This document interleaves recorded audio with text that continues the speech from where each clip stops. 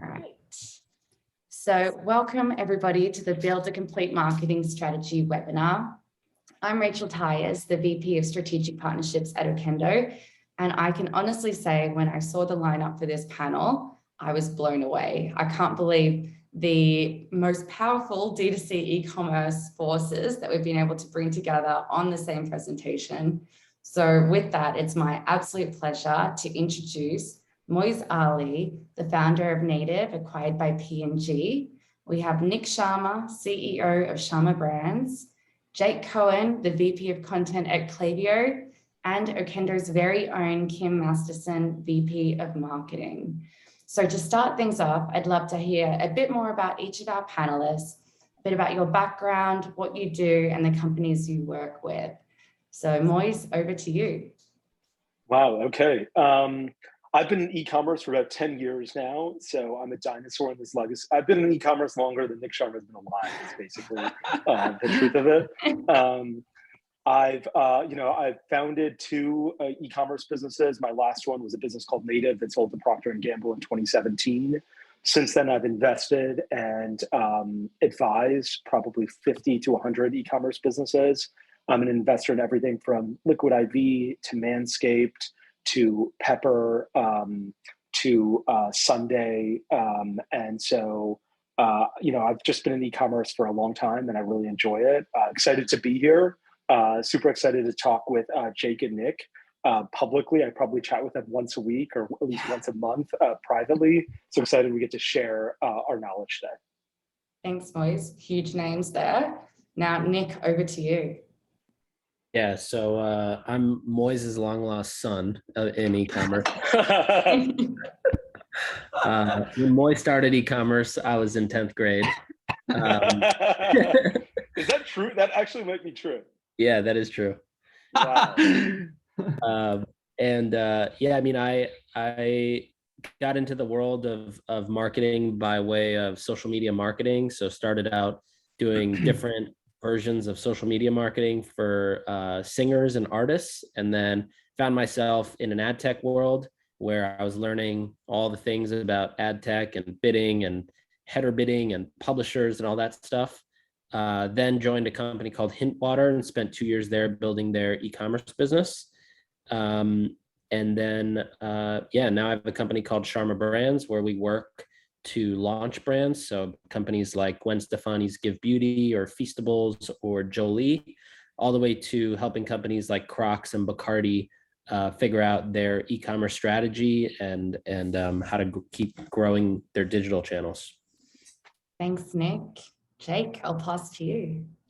I'm on the dinosaur side, but I also come from the dark side. I grew up in marketing and advertising forever. A little known fact is that my mom started an ad agency when I was 1 and my dad worked for her. So I was literally raised to think about marketing for small businesses. And about 10 years ago, I started truly in the space, co-founding Privy, because I believed that small businesses had a disadvantage to larger businesses that had expertise in basically arbitraging demand from consumers online to get them into their stores. And I thought that was BS because the underdog should win. And that led me to Klaviyo, which works with, like 150,000 brands around the world. Most of the ones that I think Moiz and Nick both work with, which is awesome. We're honored to be able to help them. And I've led product, I've done product marketing. I'm currently in content. And this is what I love talking about all day, every day. So I'm excited to share what little, I can contribute to this, and hopefully it'll be useful for some people. Awesome. Thank you, Jake. Quite the background there too. I didn't know that story about your mom and marketing agency. Now, last but not least, Kim, take it away. Hey, thanks, Rachel. And thanks, guys. I'm just really honored to be on this panel, and I'm looking forward to learning just as much as the rest of us all here about the great ideas and insights that this team is going to share. Just a little bit about me. I am currently the VP of Marketing here at Okendo. I've been here for about a year, and my background ranges the gamut. I've always been in marketing in my career, everything from within an agency, outside of an agency, from public relations to general marketing communications. And for about the last decade or so, I have been in a product marketing role, which is really where my passion and heart is. And so today, that's what I'm going to really talk about, is my insight, or what I can share with you about product market fit and learning about your best customers. Excellent. Thank you very much, Kim. Now, diving into today's content, I'll put this question out to everybody and I'll keep it broad, but what do you think encompasses a strong high-level marketing strategy? Anyone feel free to jump. I feel like it always comes down to content distribution, like when you map everything back. So, I think like the distribution is what I would say a lot of brands sub 20 million a year in revenue is where they focus most of their time. That's like ads, that's emails, pop-ups, text. But the bigger thing that a lot of brands don't focus on is like, well, what are we doing about a customer who knows about us but isn't fully convinced? Or like we're so focused on making sure we're getting awareness, and we're so focused on making sure that we're optimizing the site in every possible way that we can and boosting AOV. But that middle area is, I think, where there's a lot of lack in terms of what are we doing to get somebody who's maybe heard of us but isn't fully convinced that we're the right fit. How do we get them over to us? Yeah, piggybacking, I actually think it's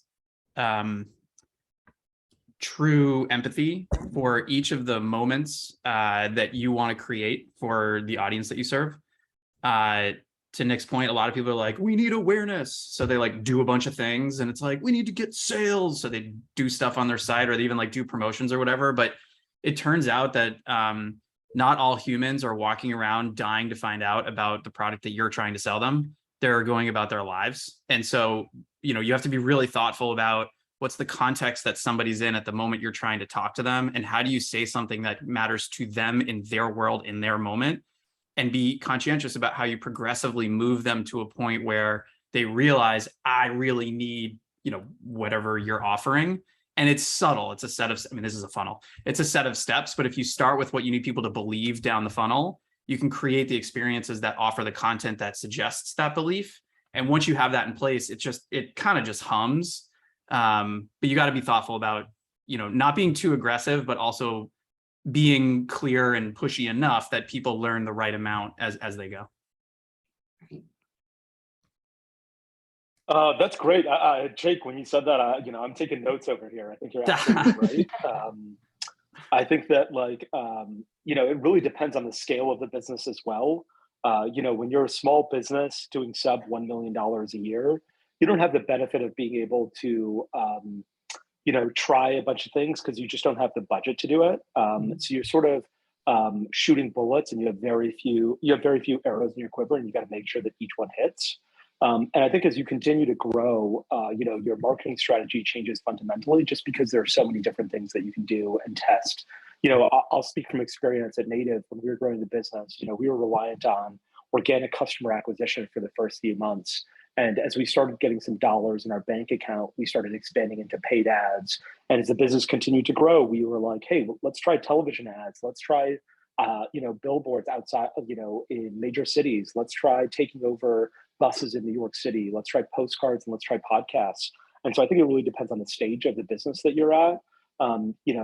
Nick mentioned this as well. Sub $20 million, you just have fewer arrows. And so you want to do things that are certainly empathetic, as Jake mentioned, but you want to do things that you can afford. And you have to be really thoughtful about that, because you don't necessarily want to bet the business on an out-of-home campaign when you're doing $1 million a year, because that's just going to be a complete disaster.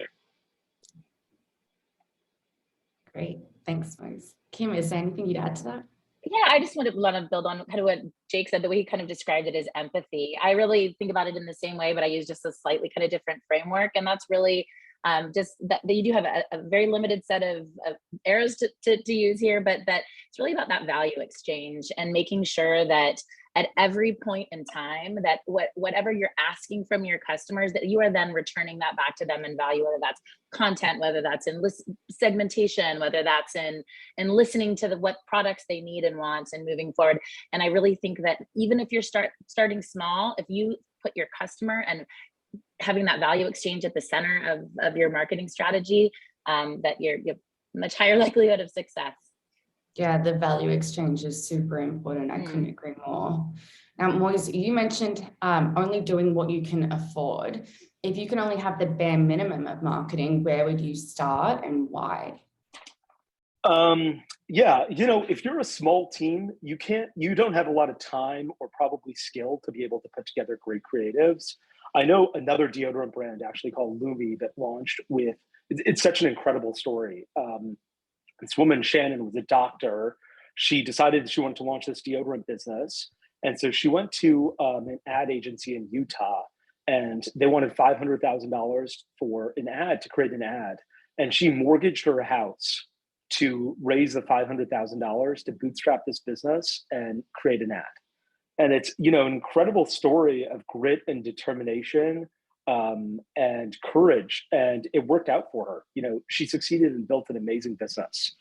She has much, much bigger balls than I do. I would never have done that. And I'm really impressed, and I'm in awe of her ability and skill. For me, I was like, look, we've got very few dollars in our bank account, and we've got to make each one count. And so what are things that we can test on the cheap to see if they'll work and then scale? And sometimes that's always email. Email is always part of that. It should be, hey, I reach out to every single one of my customers and ask them to refer a friend. It should be, I reach out to every single one of my customers and ask them to buy again when it's appropriate. But it's also, how do you drive that top of funnel awareness? As Jake mentioned, this is still a funnel. How do you drive that top of funnel awareness? And so oftentimes it can be digital ads, which are really cheap to create and institute and, see if they work. Native's first digital ads were just Google images that we stole, and posted on Facebook. And what was the magic was that back in 2015 and 2016, there was no opportunity to do video. We couldn't have afforded video. And what was great was it didn't matter because there was no video to be had. So we took these Google images and we're like, buy deodorant, this is better for you deodorant. And we'd have, sticks of Secret and Dove and all this kind of stuff as the Google image that we'd stolen. And that worked. And we continue to scale that. And so I think if you're doing the bare minimum, you should start testing in as cheap a way as possible. What will work, and can I scale that if it does work? Shannon from Lumi, she's a 1 in a million entrepreneur and didn't do that and succeeded far more than anybody else. Certainly far more than me. And if you have that type of courage, that can work for you. But it's certainly a more risky bet to take. Right. I mean, these days as well, sometimes the creative that works really well is quite scrappy, and it's kind of at home, speaking directly to the camera phone. It's not high value production. So you can do quite a bit there without spending a ton of money or spending $500,000 on an ad, which that terrifies me to even think about. Yeah, we tested a bunch of television ads, and the one that worked best was me talking into a camera and sort of pitching native. And that's not surprising. Like, that's sort of how it's worked for other direct consumer brands as well. Like on television, I see the Magic Spoon guys all the time, looking into a camera, talking about their business. I used to see Jake from Movement Watches looking into a camera when he was at that business, talking about their business. Same thing with the Hubble folks as well. And so it's often those like honest, genuine conversations where it's people, breaking that fourth wall that really helps. Right. Yeah, one thing I was going to add on there too is sometimes the best ads are just telling the story of why you started the company, and finding different hooks as to what gets people interested to hear that story. So for example, when I was at Hint Water, there's 100 different reasons you drink the product. And so there was a lot of testing as far as the angle or the hook that gets people to then stay for 10 seconds and watch the rest of that video. But at the end of the day, the best ads for Hint were always the ones that told the story of why did this company start in the first place? And those are also the most cost efficient ads to make. If you even look at what Jones Road Beauty does. Like, it's just basically Bobby Brown talking to TikTok, you know, like there's $0 marketing budget to make that product or to make those ads. But it's just as simple as addressing the why constantly and in different ways. So people who use the product or could use the product for different reasons understand the why in their own language.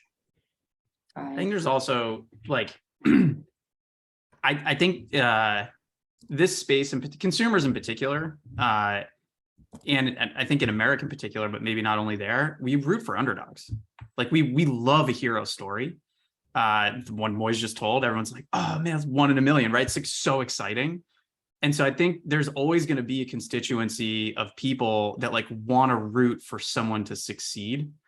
And so if you just make a list of reasons that someone might care about your product, one is because like they just want to see someone do well. And if at the end of the day, all you're trying to do with an ad is like to get a trial, you're not trying to get necessarily like a lifetime customer or someone to go shout that they love your brand. You just want to give it a shot. So what are the reasons someone might give it a shot? And you literally, to the points made before, you could look in the phone and just say, this is the reason, and test all those various creatives and just like see which message resonates. You could probably get pretty far on learning that and then diversify the ways that you get that message out. For sure. So Kim, what tactics have helped you gain access to your target market and capture attention from key audiences? As a product marketer, I could talk about this for the duration of the hour, but I won't bore you with all of that. But it really just comes back to really understanding your customers. I just want to just take a little step back. I've seen some really interesting tactics that smaller companies have used about letting their customers tell the story and really cost-effective ways of doing that. There's some really cool reels, which I can share with at the end of this that some other companies have done, where they've even like utilized their gong videos where their customers have like, this is amazing. And they could be really, really affordable to produce. And oftentimes from my counterparts in other marketing organizations, it's some of their highest producing assets.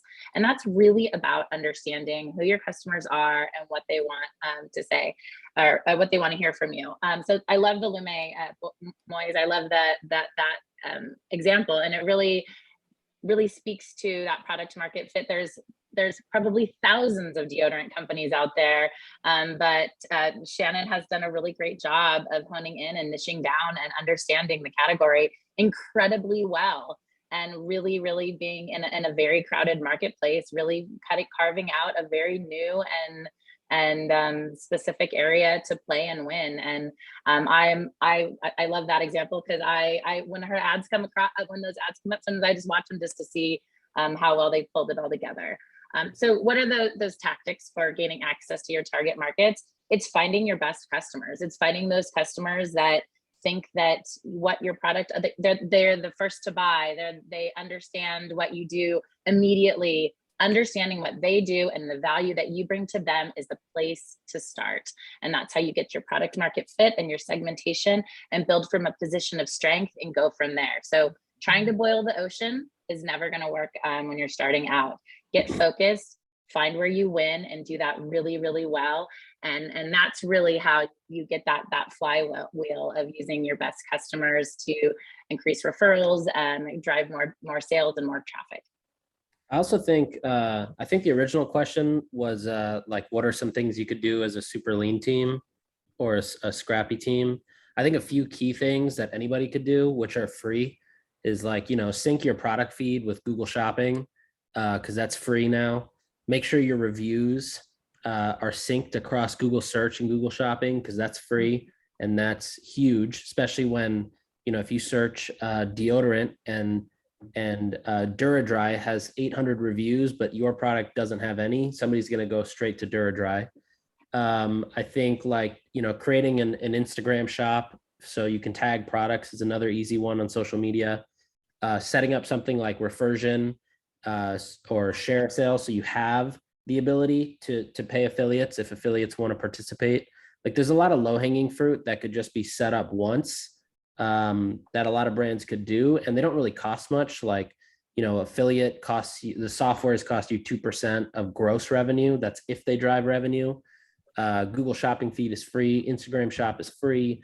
Rejiggering the shop app channel in your Shopify backend is free. So there's a lot of things that could be done that would probably have a larger impact over time, that are like, you set them up once and you don't need to touch them again. Really good point there, Nick. Now, Jake, you've been around content throughout most of your career, maybe most of your life. What content have you seen perform well recently versus in the past, and what tactics remain the same? Well, I'm a big believer that humans don't change much over the generations. Like the same motivations are the ones that compel us to do things. So the way we consume might vary. Like newspapers are less of a thing now, but the stuff that stands out to us doesn't change much. So I would recommend, there's a book called Scientific Advertising. It's like $5 on Amazon. It's from this guy, Claude Hopkins. I think it was literally written in like 1920 something. It is amazing. It literally tells you like, here's why people buy stuff and like, here's what to say. And so, I think the stuff that works right now, and it's not really new, is like what we were talking about before. It's just genuine. It's not like trying to like shove a sale down someone's throat. It's just like, here's what we have to offer. And if you have this problem, then you will like it. That stuff always works. And I think the content that doesn't push too far down the funnel is one that works well. For example, like if someone's never seen your brand and it's a video ad as an example, or a TikTok reel, or like whatever, if you're like, go buy this right now, they're like, no, like I don't need this. But if it's entertaining and informative and speaks to the context that they're in and invites them to learn more, they will. And so as long as you set up the steps, it works. And like, don't push too hard. May, that book it's called Science. I'll put a link in here. It's called Scientific Advertising. It's literally $5. Yeah, the other on top of that, I would say the last few years have been brands discovering consumers, and what we're seeing work well is when consumers discover brands. Yep. That's a really good tip there. Yeah. Oh, another thing, something to think about for content. This is one of the best tips I ever heard. I think it was Michael Eisner in the 80s when he was running Paramount Pictures. But that was like their most prolific era of video production. I don't know if this is true or not, but it was told to me and I buy it. It's pretty good. Basically, they asked, how did you make videos that worked movies that work so well? And his answer was, weekend one in a movie theater gets driven by advertising. Anyone can make X dollars by advertising weekend one. But in the movie business, where you make money is weekends 2 through N. Because basically, if you hit sales of a certain amount, they keep the movie in the theaters. And so the longer you last, the more you make, and you don't keep advertising, right? So the question you have to ask is, what gets people to come in weeks 2 through N? And if you then think about how people look at movies, they go, oh, I heard about whatever movie. Have you seen it? Yeah, I saw it. It was amazing. What's it about? And it's about the person that did the thing in the place. And they're like, seems good enough to me. Did you like it? Yes. And they go. And so what they did was they reverse engineered movies to answer that simple sentence of what's it about. And it made it easy for people to spread the gospel of that product, which is the film. And so if you then think about positioning your product and making content around it, make the sentence that you want people to say to someone else and hand it to them.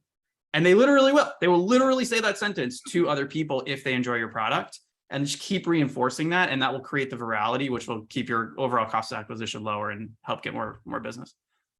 All right, super highlights the third-party validation and social proof aspect of it all too, for sure.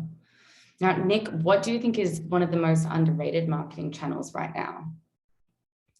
Underrated marketing channels. I would say underrated. I think out of home is a bit underrated. Like it's definitely underpriced right now. There's a specific company that I'm thinking of called Agile, where you can put billboards on the sides of trucks, and they raised a bunch of venture money, so their deals are pretty cheap right now to get billboards running in major cities like LA, New York, Austin, Boston, etc. Another one I would say is honestly, I think like Facebook still. I still think Facebook is underrated. Like I think I think people focus when their Facebook ads don't work, they focus on Facebook, but they've got to focus on everything else outside of Facebook, like their emails and their cart and their website and their merchandising and their messaging and their creative and their landing pages.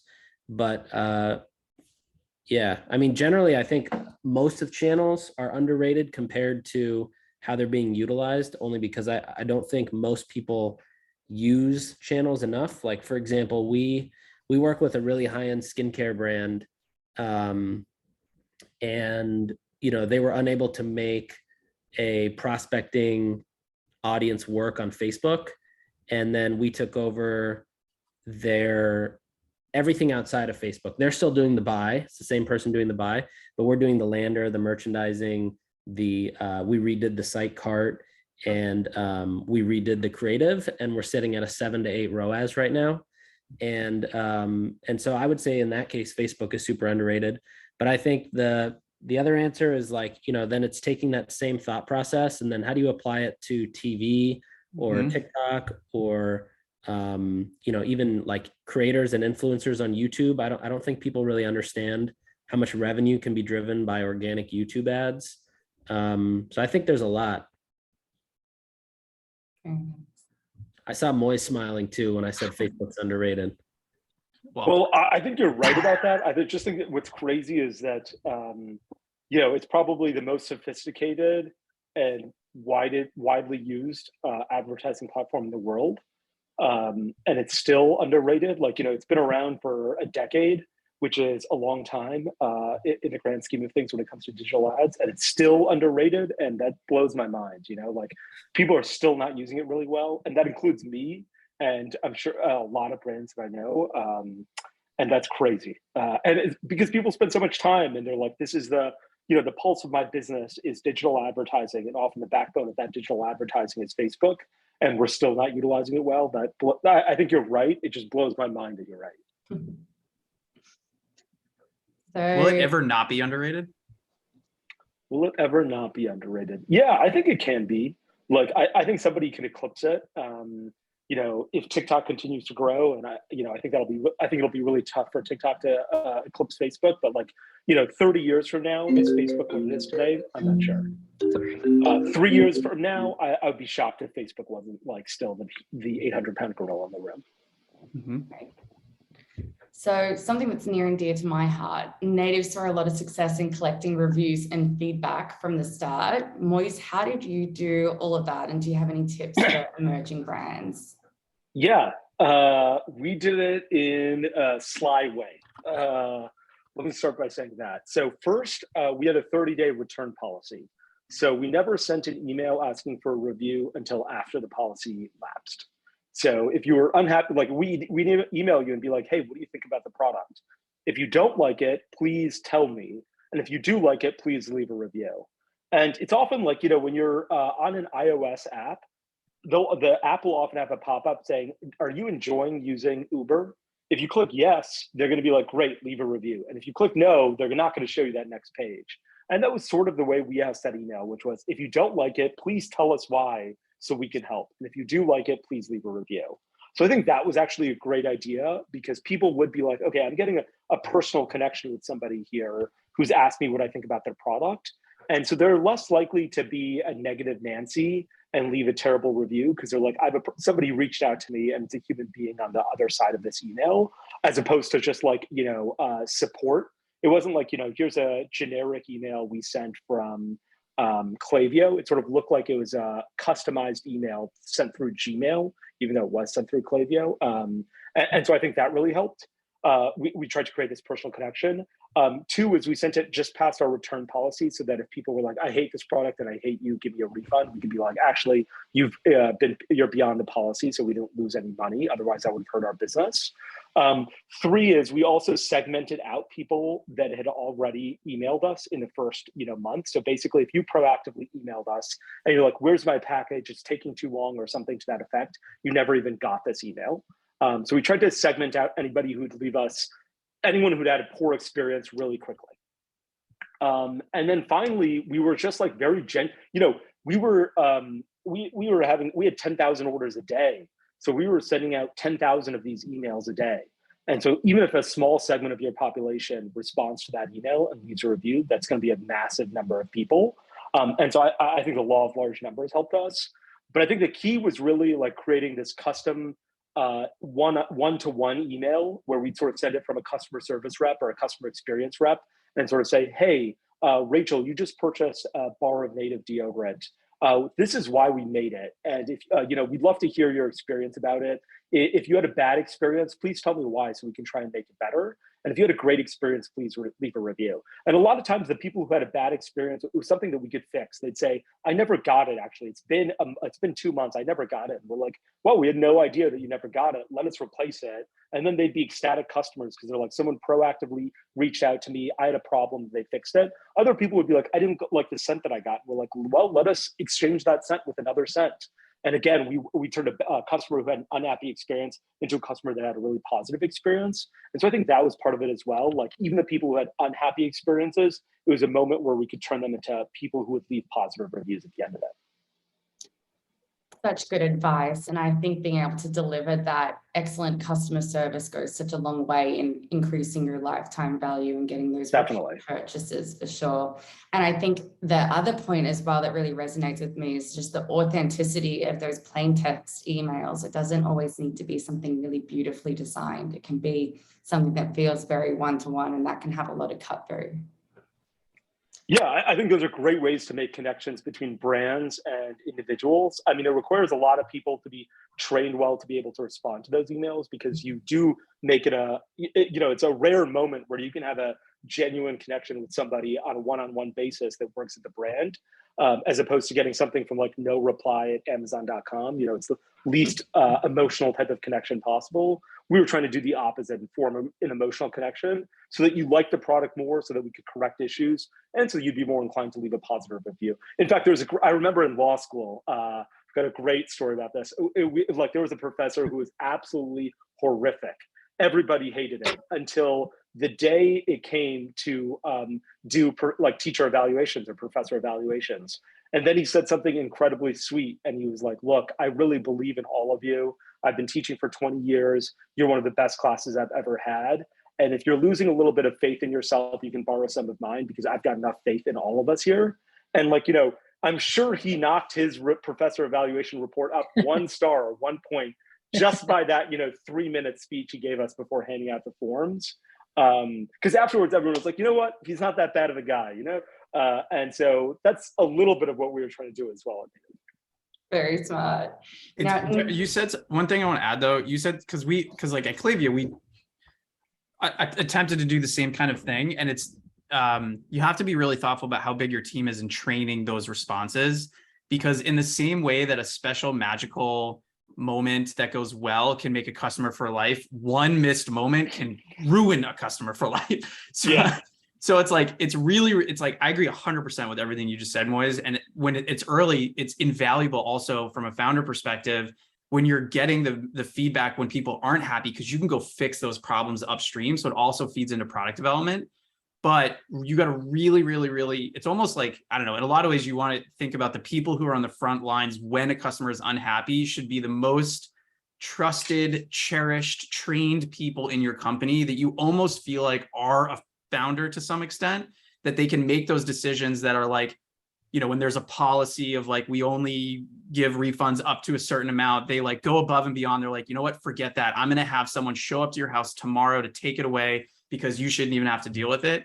And those things turn someone that's just an unhappy customer into a literal brand advocate, being like, it wasn't for me, but like, man, they went above and beyond. And I think everyone should give them a shot. And so just be thoughtful about that. Right. Super good point. Thanks, Jake. Now, Nick, what tech stack do you suggest to help you achieve a robust marketing function? And what about a tech stack that's founder friendly and won't burn a hole in your pocket? So I actually have a solid list here that I can read off. And these are all pretty founder-friendly options. Founder-friendly is a term that Moise and I use a lot because there's a lot of price gouging in tech software and a lot of order-based price gouging, which I hate because there's a lot of things that could be hard coded once and you never have to pay on an order basis down the line. So here's that tech stack. So for CMS, Shopify, obviously, although Moy sometimes has qualms about that. For SMS, Postscript, and take advantage of the free trial and ask them in all these cases, go ask these vendors for extended free trials. Sometimes they'll give it to you, sometimes they won't, but never hurts to ask. Email, we use Klaviyo. Customer service, we use Gorgeous. Yeah, can we get some free trials of Klaviyo, actually, now that we're talking? It is free. It's always free to start for everyone, everywhere, all the time. For heat maps and site analytics, we used to use Hotjar, but we use Microsoft Clarity, which is completely free. For site pixeling and tagging, we recommend Elevar because it just gets everything done right the first time. Landing pages, we use Unbounce. Reordering, we use Batch, which is the shirt I'm wearing here. Affiliate, we use Refersion. For reviews, we use Okendo. Any kind of cart optimization, upsells, cross sells, post purchase, we use Rebuy, which is like $5 a month. And then lastly, any kind of like ad spend financing, I recommend using like Wayflyer or Settle, or find yourself a rich person and see if you can make a deal on the side. There you go. Are there any tools that you would add, Jake or Moise, to that list? There we go. That was pretty comprehensive. Yeah, no, I don't think I would. The only thing I would add, because I have to, is Klaviyo also offers SMS, so it's worth, if you want two things in one place, giving that a try. But Postscript is great if you want a dedicated point solution. Excellent. And we do have a list in there. Thanks, Lorena, for dropping in Nick's list in the chat. So if anyone wants that, feel free to go ahead and copy paste into your own notes. Now, Jake, how do you ensure that tools you have will actually work together to form a personalized customer experience? Just because they work together doesn't mean you'll create a personalized customer experience. That's kind of up to you. But just because you create a personalized experience doesn't require that all the things work together. Man, this is a big soapbox with me and my team. I am a huge fan of drawing out some friggin' pictures and flowcharts of the experiences that you want people to have and the messages and things they're supposed to learn along the way before you touch anything. It is like a huge mistake that I see people rush into where I'll use emails. Example, like, we need to do email, so we're just gonna buy Klaviyo and start sending emails to everyone we know, telling them that there's a sale. And it's like, that's not how you do it. You have to start, this is what I was kind of saying in the beginning, you have to start with what is the experience that you want people to have first, then think about the right way to deliver those things or where people are coming from so you can meet them. Once you have that figured out, then you can go pick you could literally use the list that Nick just shared or whatever you want. And once you have that map of what you want, you can decide how integrated these things even need to be. It may be that there's two tools that they don't need to do anything with each other because they're nowhere related to each other. So you don't waste time worrying about integrations and all these things. Start with your experience and then find the things that deliver that experience, not the other way around. And you'll be fine. Great. Thanks, Jake. Kim, anything you'd add there? I hear what Jake's saying. I do think it's important to find technology partners in your MarTech stack that play well together, whether or not you're using them out of the gate at first or not. And I think that on that list that Nick shared, I think I would assume that part of, maybe it's a question, is part of being founder friendly that they play well with others. I think so. Yeah. I think it's also like, it's not, I guess, like, what does it mean to play well with others? One-click integrations are the jam, right? And it's like insufficient to have it just be one click. It has to have rich enough data to empower the experience in one place using the data from another. So, in the example of like, I don't know, even Okendo and Klaviyo, like, can that data come in such a fashion that you can then use that review to power the exact flow that Moise was talking about, where if someone's happy, you ask them how it was. If they're happy and it comes back, you can then say, cool, leave a review. And if they're not, then you can pass it to the CS team for them to work on it. Like, those have to work together. Right, or some segmentation, right? We're saying collecting reviews attributes, and we know that somebody that has curly hair, and then you have a line, you can really have that hyper personalized segmentation. And so those are the areas where I think that you can have, those synergies between the products where, like you said, one-click integration, but working with the teams to be able to leverage that data that you're collecting as part of that value exchange. So I love that mapping out exactly the experience that you want them to have and being really intentional there, but also using your tech stack to work smarter, not harder, and make sure that you can do that and from the outset. Yeah. Also on founder friendly, I define that as price, integration wise, like, is it easy to integrate? And how good is actually the support you get back from the company? So if you use, a company that rhymes with Lotmo, you would know that there's probably like no support you get, or a company that rhymes with Ski Warge for subscriptions, like, that there's nothing that comes back in terms of like needing help or when you need to get out of a pinch. So working with companies where like you can either drop into a Slack channel, you can have somebody that you email, or that their general help at or like support at email, you get a reply within an hour, I think that's like right at the top of the list next to pricing. Right. I'm a big believer as well, being able to use the best of breed technologies in each category and having them work seamlessly together. So it kind of takes out the heavy lifting. And you'll find that a lot of the companies or tech apps in the Shopify space have built really robust integrations to make your lives easier on the day-to-day. So changing gears, we'll switch over to the Q&A portion. I see we've got a few questions here at the moment. But if you'd like to ask our panelists anything, feel free to pop that in the chat or in the Q&A right now. I've got a question here from Lorena. What is the best way to set up dynamic product suggestions throughout all marketing? For example, if I visit an item on Crate & Barrel, I get an email with that item. I see an ad on Pinterest with that exact item, and then see it on other websites in the Google Ads area, etc. Nick, do you want to speak to that one? Sure.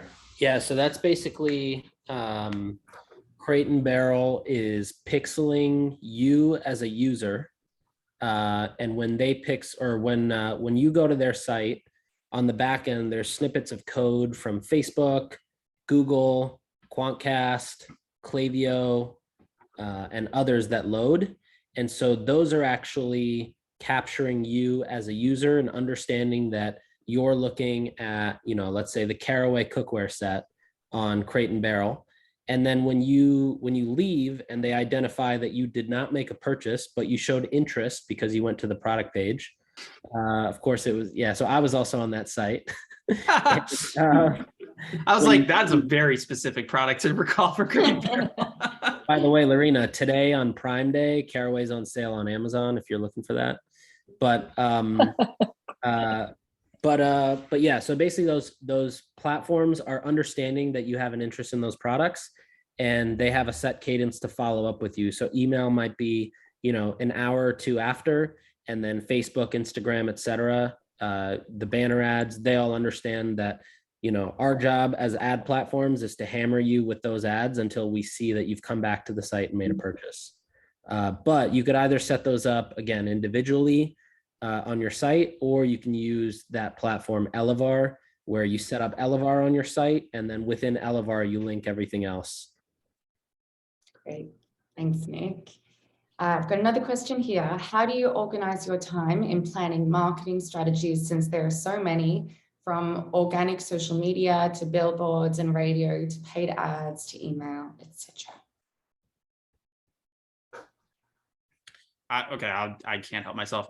Get a bottle of wine, case of beer, favorite seltzer, whatever.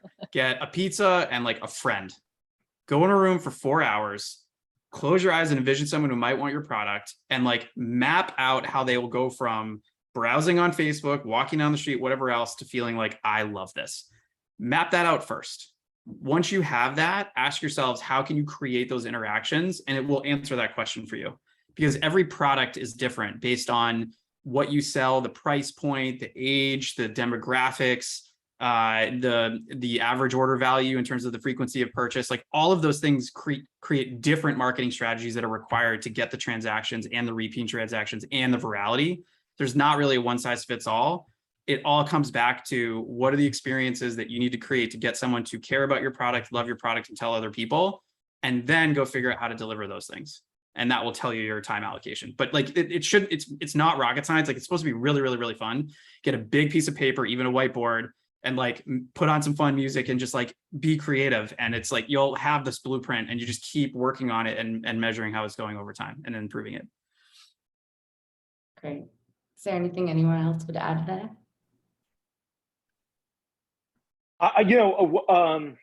From a little bit more of a bottoms up perspective, the one thing I'd say is you probably can't get to all of those things in a short period of time. Like, you're not going to be good at billboards and radio and paid ads and email and organic SEO unless you've spent years, literally years, working on all of those things.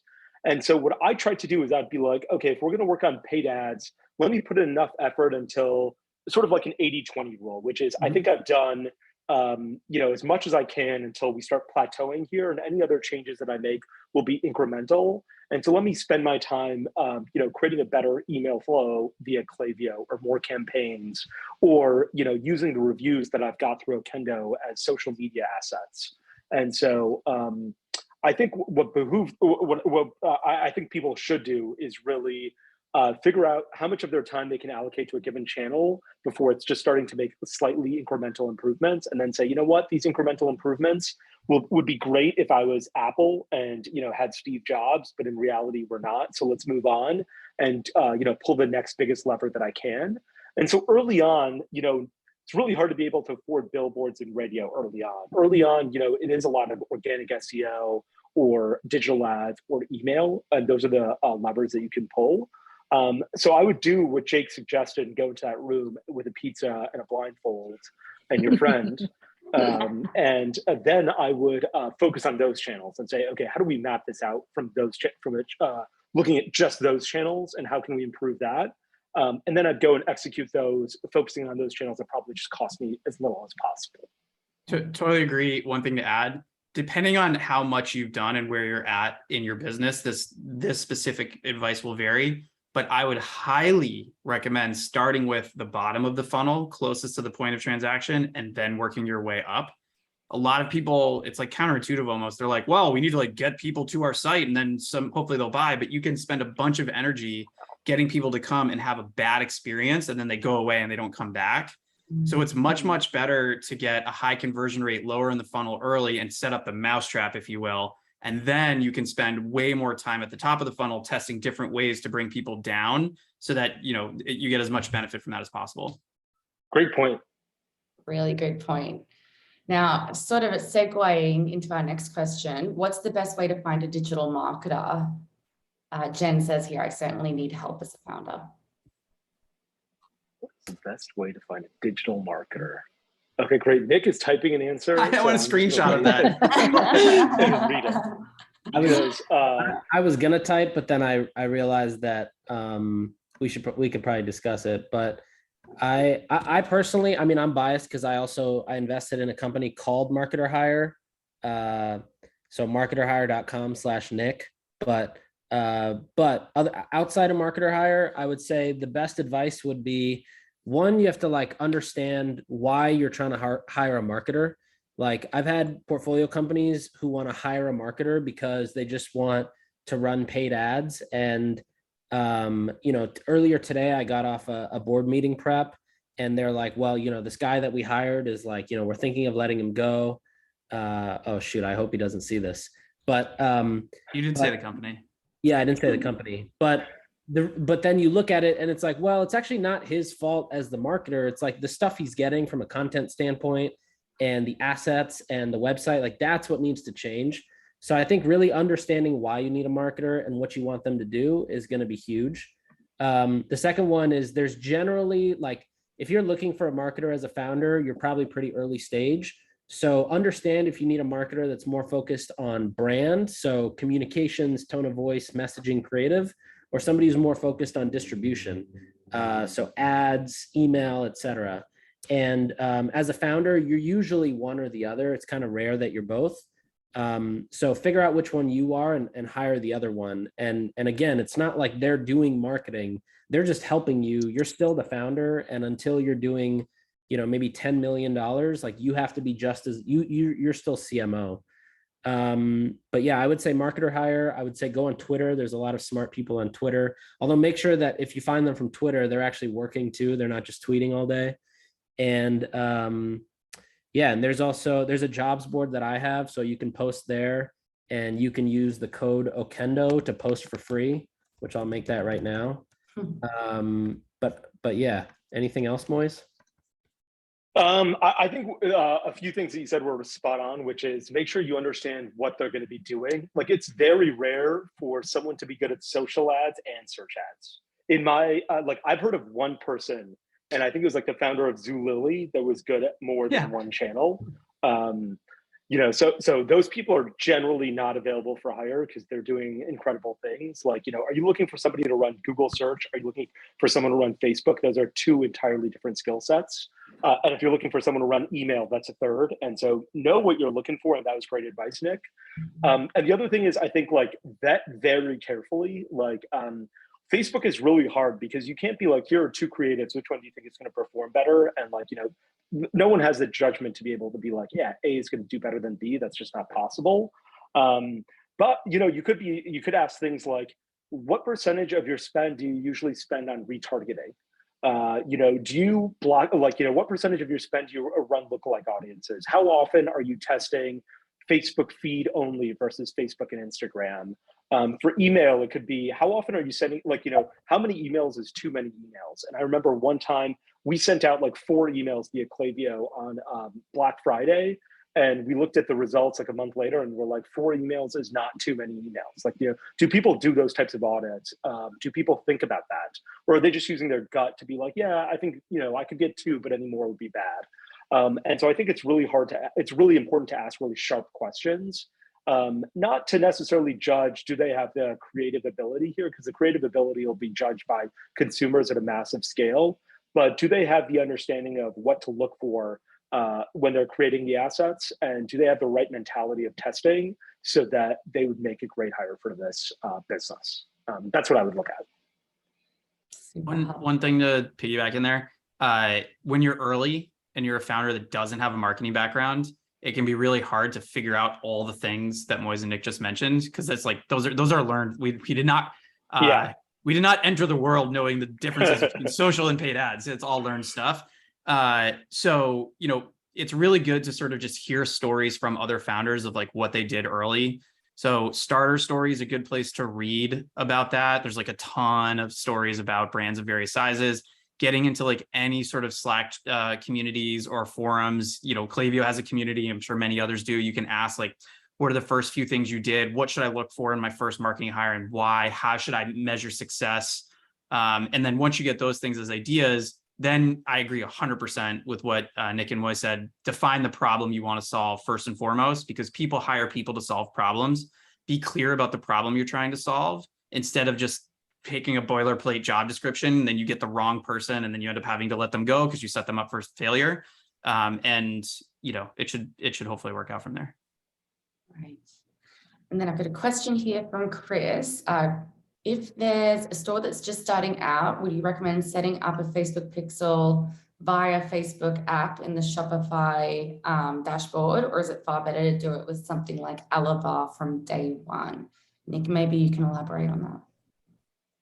Yeah, of course. Sorry, the question was, should I set up the Facebook pixel via the Facebook app in Shopify, or is it better to start with something like Elevar?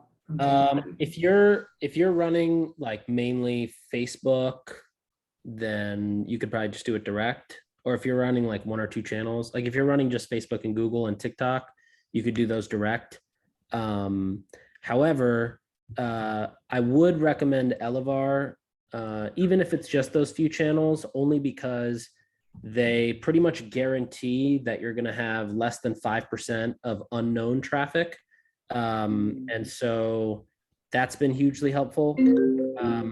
But yeah, you could go direct. I think that's fine. The main thing is that with Elevar, basically across any tag or any pixel you implement through Elevar, they guarantee that it's server to server integration. So it's not reliant on a pixel, which could be blocked from an ad blocker. And so yeah, I think Elevar, if you can, I think the cheapest plan's like $50 a month. I'm sure you could email them and say you heard about Elevar on this webinar with Moise and Nick and ask for a 90-day free trial, and they'd probably do it. But yeah. Awesome. Thank you. Server to server is a very big deal, by the way. Like for data integrity and authenticity, that is a humongous deal. All right. And then last question, do you have any recommendations for marketing products in the herbal remedy space, or this could be appropriate for like CBD as well, anything that's regulated and claims that you can make or how you can kind of market those products? I have some feedback. One is, look, if you're starting out, you can probably do a lot under the radar without getting into too much trouble. Like, I wouldn't be like, yeah, I've got this herbal remedy that cures cancer, because that's just not good for humanity. Like, I wouldn't do anything that insane. But if you said, hey, my deodorant protects you against sweat for 24 hours and didn't have the claim to back it up at the time, chances are no one's going to come at you. Like, the FDA is not going to knock on your door at 2 a.m. when you're doing sub $1 million in revenue. I think as you grow, it's really imperative that you make sure that your claims match up with, what the FDA allows and doesn't allow. But it's probably, okay to, be on the line or, not be fully compliant, but operate in a gray area when you're starting out a business, because it doesn't make sense to go and pay a lawyer and get all this legal advice and spend $500,000, burn your first $500,000 to see whether or not you can say something. Like, that doesn't make any sense. Just go out and say something that may be innocuous or maybe a little bit gray, and if it works and it's worth doing and scaling, then you go and find out, hey, can we say this or can we not? And that would be what my advice would be. Like, go ahead and operate in the gray area. If it's working, go ahead and make sure you're in the clear. And if it's not working, you can shut down anyway. You're lucky it's not going to work anyway, so you don't need to worry about that claim. Is that crazy advice? I feel like operating in the gray area is not a good thing to say, but like the only thing if you I run might for public office, not legal advice, but this is what we do. Yeah, the only thing I might I agree 1,000%. The one thing I might add is like, the less concrete you are with your claims, the more plausible deniability there is. Yeah. So like, using your example, I'm always on 24 hours. Like, I wouldn't say 24 hours. That's way too specific, but you might say like, longest lasting, or like for more than a day, or like these things that are like, some people could feel that way or not. It's kind of hard to argue. Yeah. A great example of this is actually, we did the 24-hour claim on native, and at some point I was like, oh, we cannot say this because we haven't done the research. So I was just say works, like I just changed it to like works really well. And I was like, this is fine. Turns out that a lot of times people don't believe in claims because, there are deodorants out there that would be like, this works for 72 hours. But no one was like, what I want? I want the one that's going to work for 3 days. I really know this one's going to work for 3 days because it says it on there. Most of the time you don't believe that stuff, and you're like, I got to try it and see if this works for me anyway. Like, if something is good for your skin, like every skincare company in the world has been like, this makes your skin more beautiful. And you try it and you're like, hey, this isn't working on me. So I got to try another skincare product. And the next one says it makes your skin more beautiful. And you just start discounting the claims of brands. And you just start saying, I want to try this because this is a category that I'm interested in. And so I think the claims matter a lot less than people expect. We never said, works 72 hours or works 48 hours. Everyone else said that when I was running a deodorant business. And, we were still growing faster than everyone else because people were like, I want to try a brand that's new and resonates with me. And so, operate in the gray area, but also like your claim probably doesn't, being able to make the claim probably isn't as valuable as you think it is. Full circle. It's all about trial and what makes people want to try. It's the story, not the claim. That's a great point. The other thing I would say, and this is no joke, is reviews are really what does, I don't know what happens with reviews, and I am a lawyer, but I'm not sure what the legality is. Like, it seems like in your reviews you can say anything. Like, customers are saying whatever they want in reviews on Amazon and on Shopify sites with Okendo. So, like, make your reviews robust. Like, get people who are really excited to say, "Hey, this made my skin way more clear after I used the product." Because then it's not the brand saying it; it feels like somebody else is saying it, and it has a lot more credibility. And you see other people who are using it and trust it. So make your customers your brand advocates, and you don't have to worry as much about claims. Very good advice. Well, with that, we'll wrap things up. I would like to thank each of our panelists. Thank you so much for joining. Super insightful. And thank you to everyone that attended. Again, we will be sending out a recording of the session after today. And I hope that everyone has a great rest of their Tuesday. Thank you all so much.